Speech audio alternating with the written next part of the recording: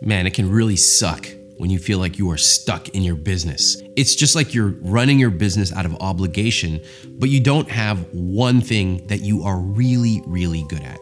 Now, I know exactly what that feels like because the world is telling us we have to do all of these things just to keep up. And looking back, I think that is a terrible way to live.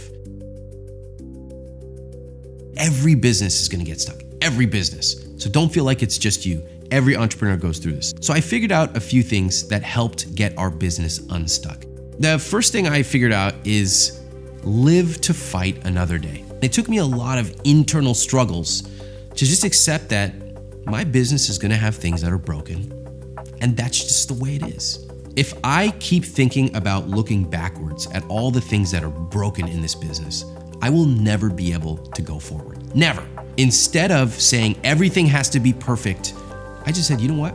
We're gonna try our best on the key things that matter, and then we're gonna live to fight another day. Which brings me to number 2.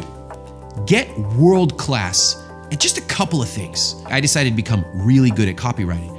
I've been studying that and working on it and writing sales copy for years. And that copy has generated millions of dollars and it's changed people's lives.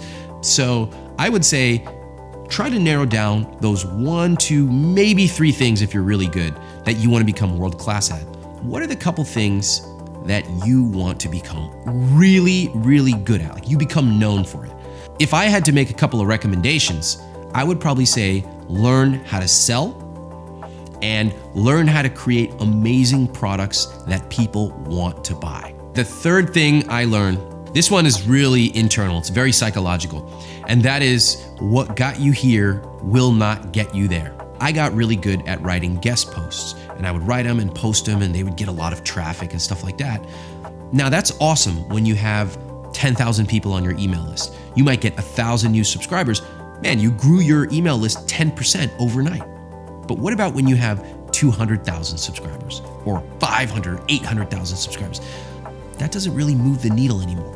To get to 250,000, 500,000, a million, what gets you to a million definitely will not get you to 5 million. And that's where you start talking about scaling and hiring and then going beyond that, above 5 million, you're talking about culture and management. These are things you would never think about when you're starting out. These are just 3 key principles I learned about getting unstuck. And the funny thing is, you'll notice most of them have to deal with myself, kind of getting out of my own head.